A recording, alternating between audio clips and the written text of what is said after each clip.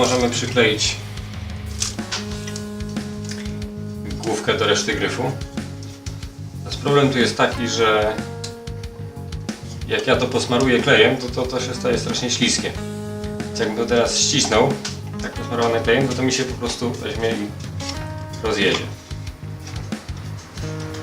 Żeby tego nie było, ja to najpierw przymocuję do tej płyty ściskami supermaldem. Wtedy jak to będzie tak przymocowane, to tylko tutaj ścisnę, a to już sobie nie odjedzie, bo to będą trzymać ściski. No to nie ma co gadać, trzeba zrobić.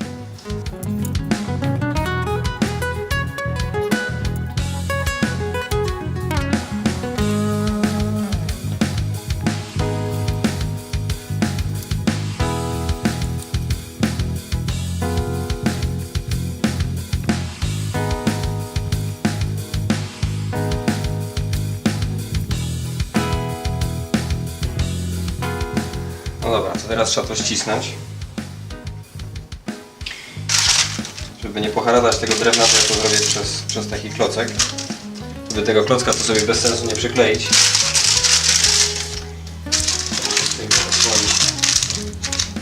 Osłonić go papierem do pieczenia.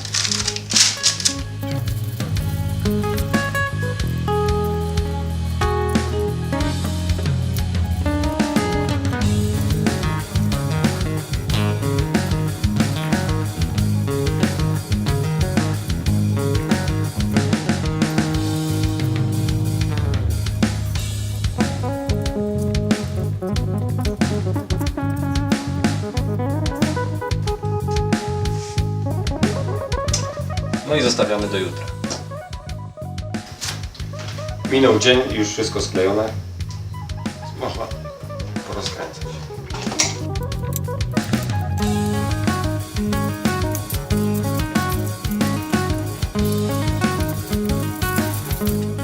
No tutaj niedługo pójdzie podstrunnica, czyli taki kawałek drewna, do którego będą przyczepione progi. Ja bym znowu chciał mieć taką linię pomiędzy tą podstrunnicą a resztą. Więc tutaj znowu po raz kolejny nakleimy kawałek forniru z tego samego drewna co przedtem. No i zrobimy to od razu.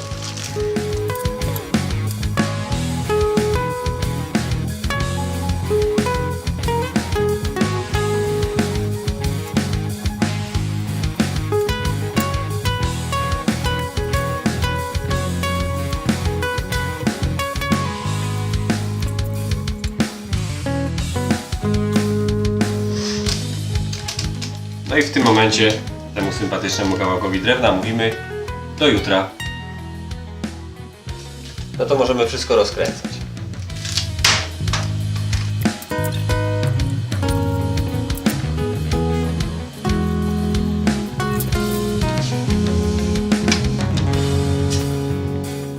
To następna rzecz, którą muszę zrobić z tym gryfem, to jest myślić tutaj tak zwany pręt regulacyjny.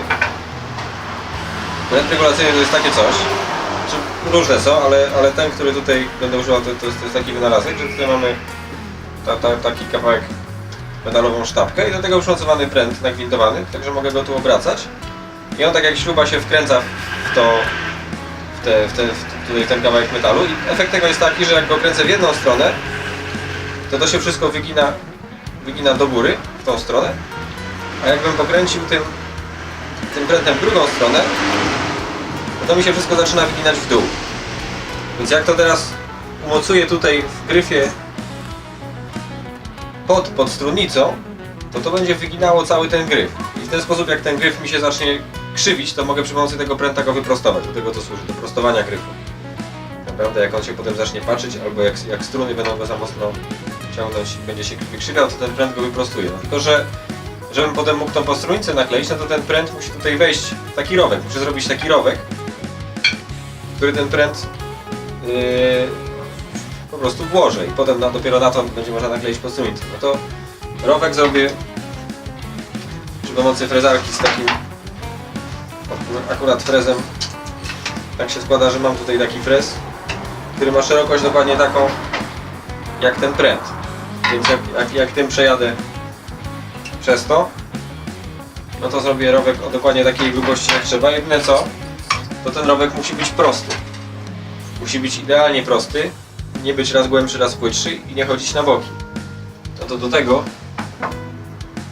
zmontowałem tutaj takie urządzenie, po którym ta frezarka będzie sobie jeździć. To będzie trzymać, żeby ona nie suwała mi się na boki, a to jest sztywne metalowe, więc rowek też będzie prosty.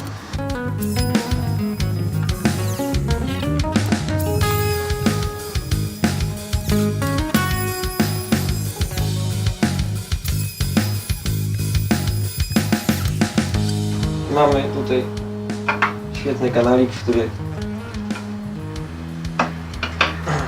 ten pręt teraz będzie. Jak to wygląda po zakończonej operacji? Pręt, jak widać, w środku siedzi. Następna rzecz, którą ja zrobię, to po prostu tutaj mam odrysowany teraz kształt, jaki powinien mieć ten gryf. Nie wiem, czy to widać. Ja to z grubsza wytnę. Nie bardzo dokładnie przy linii, bo to będę robił wyżynarką, która nie jest zbyt precyzyjnym urządzeniem, ale zdejmiemy tutaj te niepotrzebne kawałki drewna.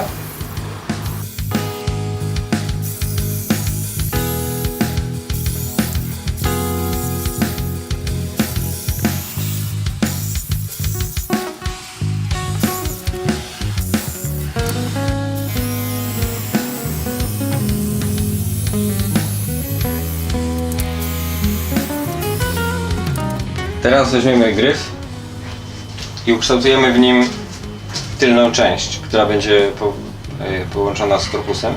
I to robię tak, że dokładnie wymierzyłem,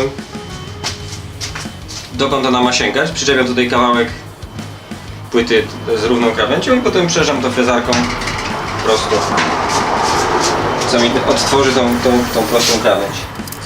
To samo teraz muszę zrobić z drugiej strony. No i proszę bardzo. Końcówka już jest. Teraz jeszcze zrobię to samo tutaj i będzie gotowe.